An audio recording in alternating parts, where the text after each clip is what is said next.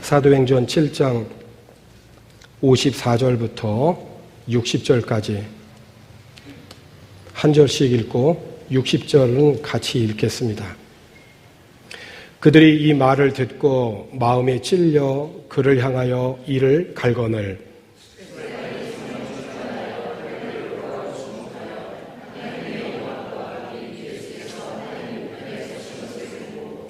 말하되 보라 하늘이 열리고 인자가 하나님 우편에 서신 것을 보노라 한데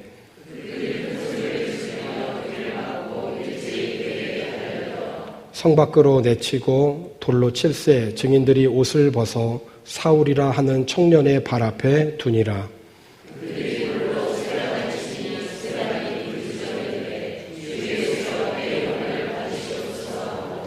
무릎을 꿇고 크게 불러 이르되 주여 이 죄를 그들에게 돌리지 마옵소서. 이 말을 하고 자니라. 아멘.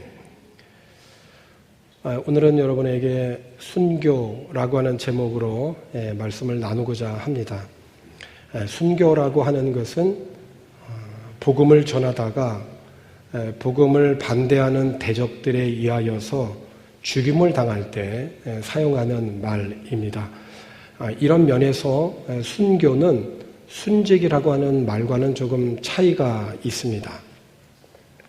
주님의 일을 하다가 죽은 것은 같은데 순교는 복음을 전하다가 복음과 반대되는 세력에 의해서 죽임을 당할 때 순교라고 하는 말을 쓴다는 것입니다.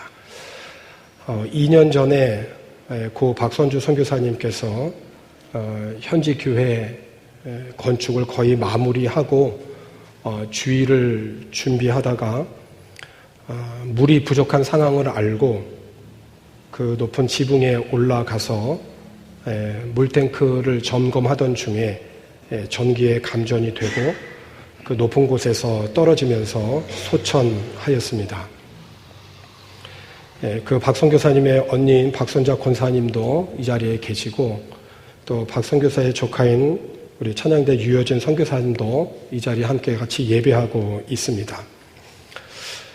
지난 주간에 필리핀 그 선교부에서 이 고 박선주 선교사님께서 주님의 일을 하다가 소천하였기 때문에 순직 청헌을 교단 해외 선교위원회에 청원하였고 지난주에 해선위에서 결의되었다는 소식을 받았습니다.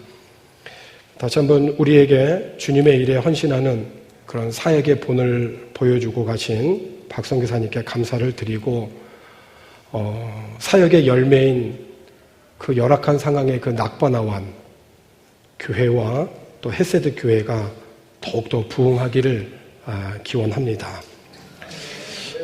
오늘 본문에는 초대교회 7 집사님 가운데 한 분인 스데반 집사님의 그 순교의 이야기입니다. 54절에 있는 말씀을 보면 그들이 이 말을 듣고 마음에 찔려 그를 향하여 이를 갈거늘. 자, 스데반은 하나님의 은혜와 능력이 차고 넘쳐서 백성 가운데에 놀라운 표적을 했습니다. 이것은 하나님이 그들 가운데 계신다라고 하는 틀림없는 표적이었습니다. 이때 회당에서 온 몇몇 사람들이 스데반을 반대하고 나서서 변론으로 스데반을 누르려고 했습니다. 하지만 이 스데반의 이 지혜와 영적인 그런 기계를 당해내지 못했죠. 그래서 그들은 몰래 사람들을 매수해서 거짓말을 퍼뜨린 겁니다. 이 사람이 모세와 하나님을 저주하는 것을 우리가 들었다라고 말이죠. 이 말이 백성들의 신앙을 지도하는 종교 지도자들과 종교학자들의 마음을 휘저 놓았던 겁니다. 그래서 이들이 스데반을 잡아서 최고의회 앞에 끌고 간 겁니다. 그리고 그 많은 사람들이 모인 데서 자신들이 매수한 증인들을 앞세워 증언한 것이죠. 이렇게 증언한 겁니다. 스데반은 쉬지 않고 거룩한 곳과 하나님의 율법을 욕하고 있습니다. 심지어 우리는 나사렛 예수가 이곳을 무너뜨릴 것이고 또한 모세가 우리에게 준 관습을 다 내어버릴 것이라고 말하는 것도 들었습니다. 이렇게 스데반을 모함하였는데 사람들이 스데반을 이렇게 쳐다보니까 사도행전 6장 15절에 있는 말씀을 보면 그 모함을 받을 때 스데반이 어떠했다라고 기록을 하고 있어요. 사도행전 6장 15절에 공회 중에 앉은 사람들이 다 스데반을 주목하여 보니 그 얼굴이 천사의 얼굴과 같더라. 그리고 이어진 그 오늘 본문이 있는 사도행전 이 7장은 대제사장이 거짓 증인들에 의하여서 지금 세워져 있는 그 스데반에게 이 사람들이 말한 게 지금 사실이냐라고 한 것에 대한 대답으로서 스데반이 설교한 것이 그 널리 알려진 사도행전 7장 스데반의 설교입니다. 스데반이 설교를 했는데 모인 사람들이 다 같이 마음에 찔렸어요. 그런데 스데반을 향하여서 일을 간 겁니다. 다시 말하면 스데반이 그 설교를 듣고 있던 사람들이 난폭하여지더니 야유와 휘파람을 불어대고 욕설을 퍼붓는 폭도들로 변한 것입니다. 자, 그런데 스데반은 어떤가? 자신을 모함하고 지금 폭도로 변하고 있는 그 많은 군중들 앞에서 스데반은 지금 어떤 반응으로 있느냐?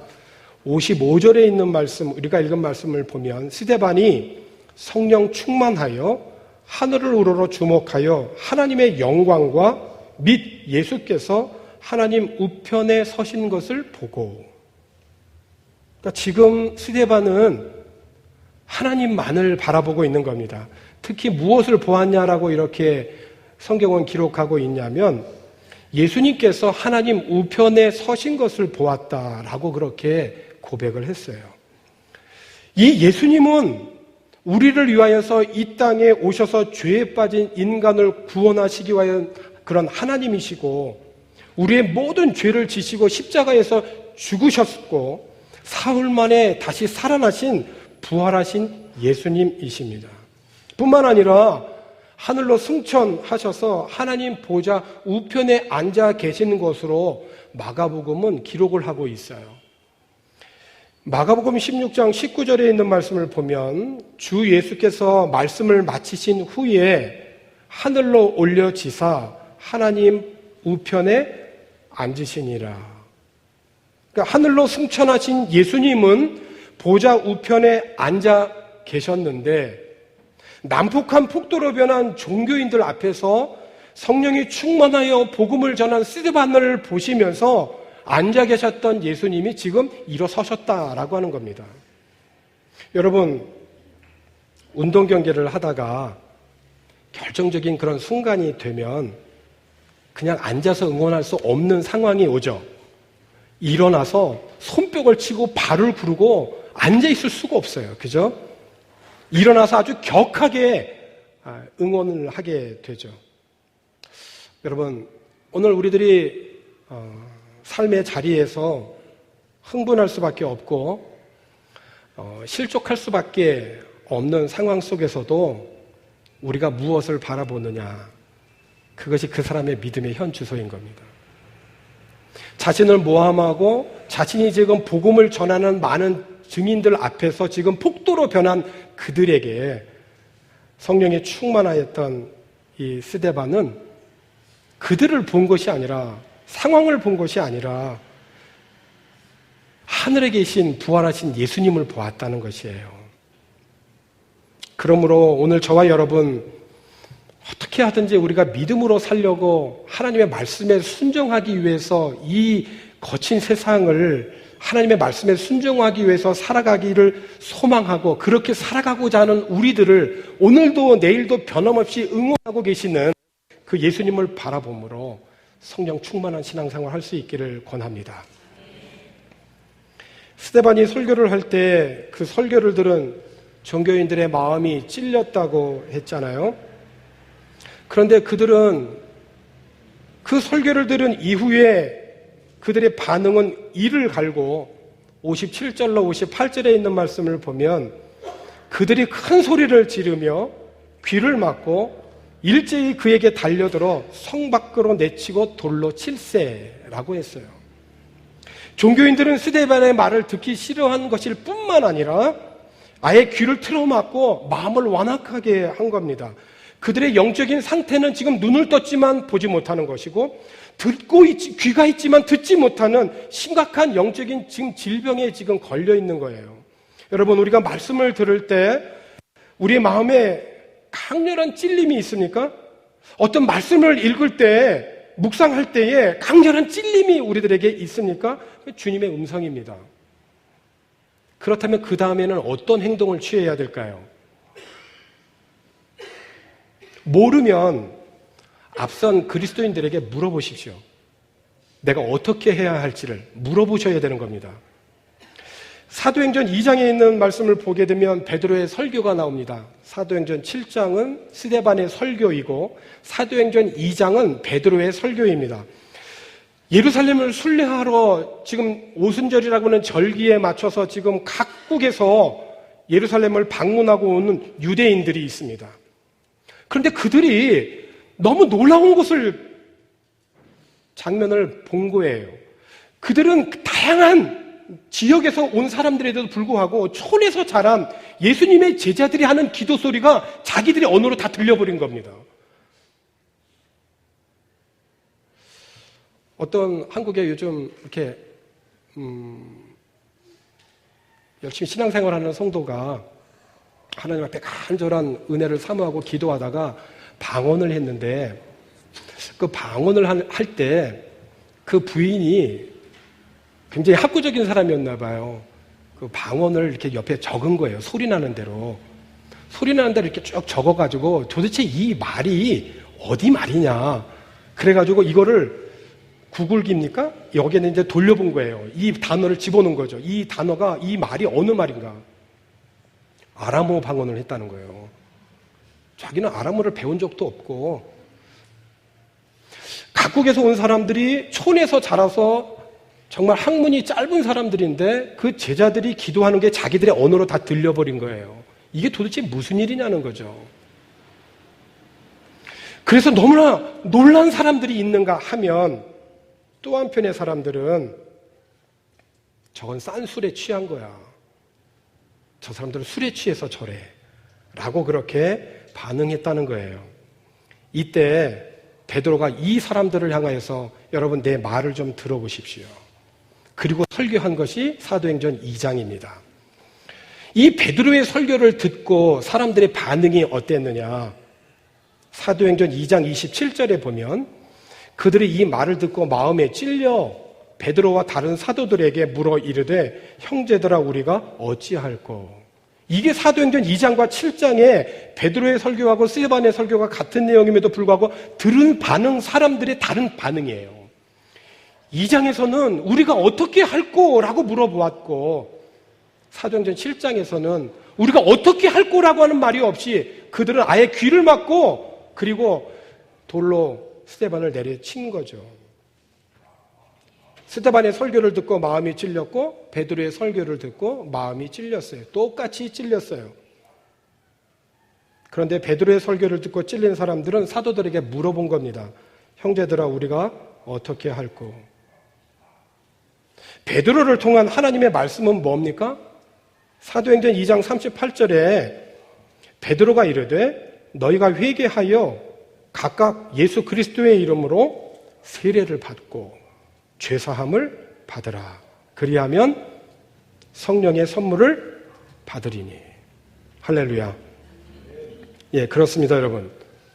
말씀을 들을 때 우리들의 마음에 강렬한 찔림이 있다면 그 다음에는 반드시 돌이켜 회개하는 행동이 뒤따라야 되는 겁니다. 회개해야만 살 수 있는 거예요. 성령께서 내 마음에 감동을 주실 때 내 마음만 돌이키는 것이 아니라 실제로 행동으로 돌이키는 겁니다. 집 나간 탕자가 세상에서 허랑방탕하게 살다가 아버지 품에 나갈 때는 너무나 많은 그러한 재산을 가지고 나갔는데 그 재산이 다 허랑방탕하게 다 쓰고 자기가 살고 있는 곳에 흉년까지 들자 먹을 것이 없어서 돼지 치는 그 농장에 들어가서 돼지가 먹는 쥐염 열매마저도 먹을 것이 없는 그런 상황에 이르게 되었을 때 이 탕자가 하늘을 바라보면서 문득 이런 깨달음을 갖게 되죠. 아, 내가 하늘과 아버지께 죄를 지었다. 여러분, 그것으로 끝났습니까? 아닙니다. 회개는 내가 마음으로만 잘못했다라고 깨닫는 것이 아닙니다. 그것은 반쪽 회개입니다. 후회하는 것과 별반 차이가 없습니다. 아, 나 잘못했네. 그것과 별반 차이가 없어요. 일어나서 탕자는 아버지께로 갔다는 거예요. 그것이 회개이고, 진정한 회개는 아버지의 품으로 돌아가서 아버지의 품 안에서 아버지와 함께 사는 거예요. 매일매일. 그래서 아버지의 것이 내 것이고 내 것이 아버지의 것인 아버지와 내가 하나 되어지는 연합하는 삶, 예수 그리스도와 하나 되어지는 삶, 그것이 진정한 회개의 삶이라는 거예요. 스데반의 설교를 듣고 회개의 기회를 얻은 종교인들은 안타깝게도 그 기회를 스스로 차버린 겁니다. 여기에 한 걸음 더 나아가서 돌로 스데반을 친 겁니다. 얼마나 치면 그 돌에 묻혀서 스데반이 죽습니까? 이 순교의 현장에 예수님이, 앉아 계셨던 예수님이 일어서신 겁니다.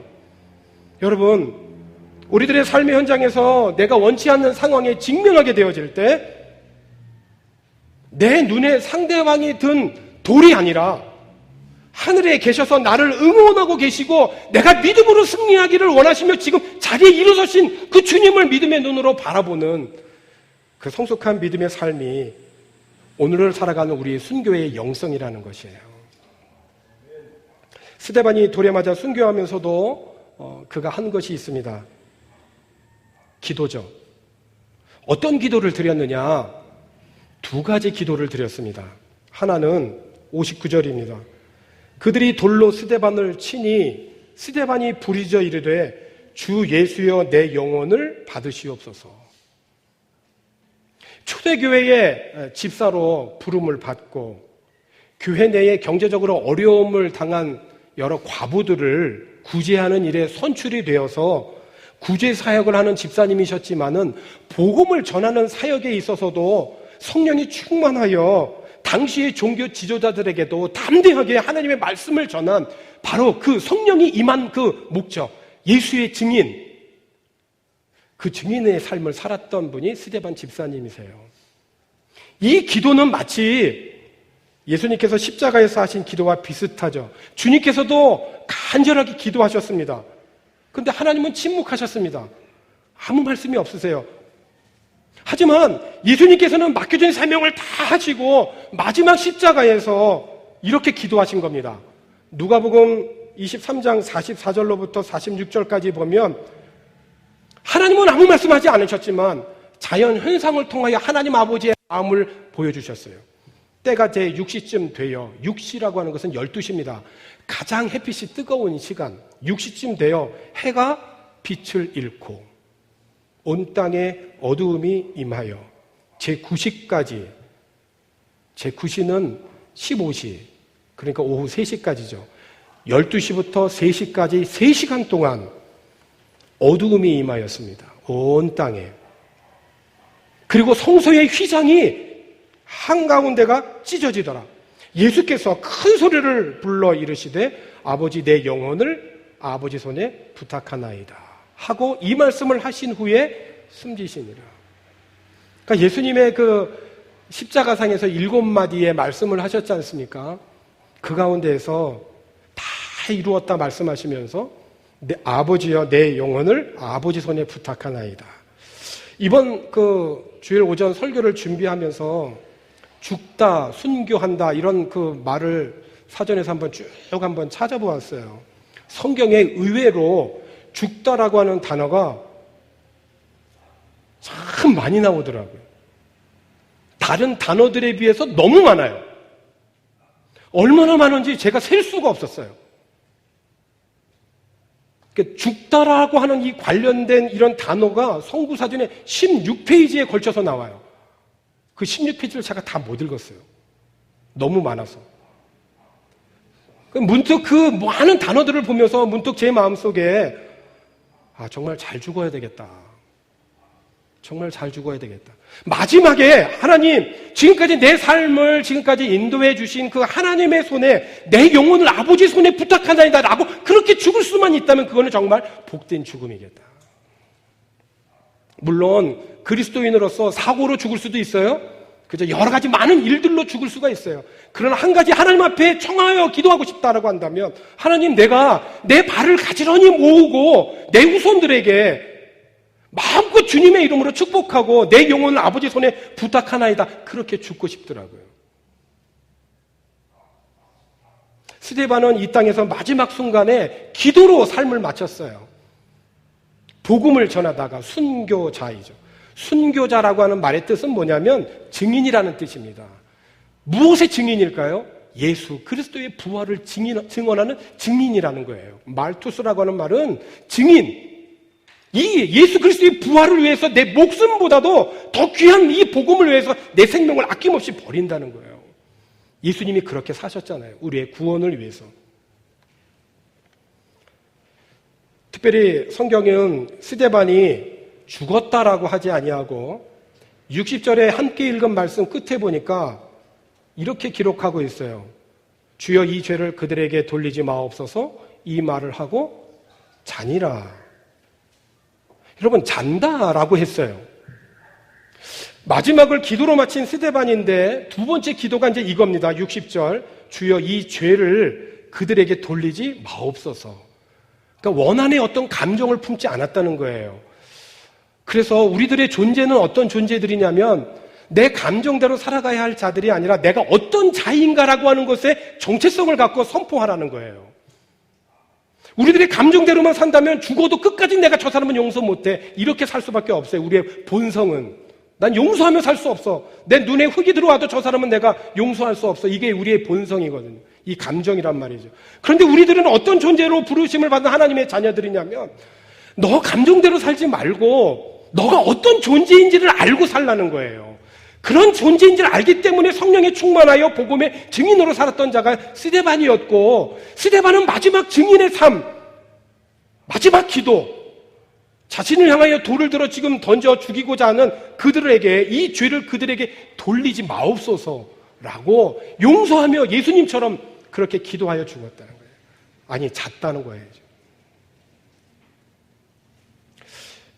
여러분, 자는 사람은 깨어날 때가 있는 법이잖아요. 여러분, 근데 마치 죽은 사람들 모습을 보면요, 자는 것 같아요. 일어날 것 같다니까요. 그냥 그 자리에서 일어설 것 같아요. 근데 자고 있어요. 예수 그리스도를 믿는 사람은 죽는 게 아닌 것입니다. 자는 겁니다. 그리스도께서 우리의 영혼을 불러 다시 부활시키시는 거예요. 사랑하는 성도 여러분, 오늘날에도 세계 곳곳에 아직도 예수를 믿는 믿음 때문에 순교하는 그리스도인들이 많습니다. 무슬림 지역에서 예수는 그리스도라고, 나의 구원자라고 전하다가 사람들한테 짓밟히고 화형당하고 죽는 사례들이 지금도 많이 있어요. 아니, 가깝게는 저 북한 땅은 지금 70년이 다 되면서도 아직도 신앙의 자유가 없어요. 큰 굴삭기 밑에 그냥 시신이 그대로 깔려버립니다. 그대로. 예수 그리스도를 믿는 믿음 때문에 이 믿음을 고백하면서 그들은 순교를 당해요. 지금 북한 땅은 순교의 피 위에 세워져 있는 지금 땅입니다. 회복할 때가 된 거죠. 머지않아 하나님께서 순교의 피 위에 주님의 거룩한 교회를 세워주실 줄로 믿습니다. 요한계시록 14장 13절 말씀에서 또 내가 들으니 하늘에서 음성이 나서 이르되 기록하라. 지금 이후로 주 안에서 죽는 자들은 뭐가 있다고요? 복이 있다. 저와 여러분, 이 복을 누릴 수 있기를 주님의 이름으로 축원합니다. 오늘 비록 우리가 살아가는 이 땅에는 내가 예수 믿는 것 때문에 환난과 핍박이 있지 않습니다. 우리가 살고 있는 최소한 이 땅 바디오는 그렇기 때문에 기억하셔야 됩니다. 우리의 앞선 믿음의 선배들로 인하여서 그들의 핏부림으로 인하여서 우리들이 이렇게 자유롭게 믿음 생활하고 있는 것에 대해서 감사하고 온갖 시험과 유혹 앞에서 순교의 영성으로 이겨내어서 예수님이 우리를 바라보실 때 앉아 계신 것이 아니라 일어나셔서 우리를 응원하시는 그 하나님의 그 은총을 힘입어 오늘을 살아갈 수 있는 내일의 영광을 준비하는 저와 여러분 되어지기를 주님의 이름으로 축원합니다. 기도합니다.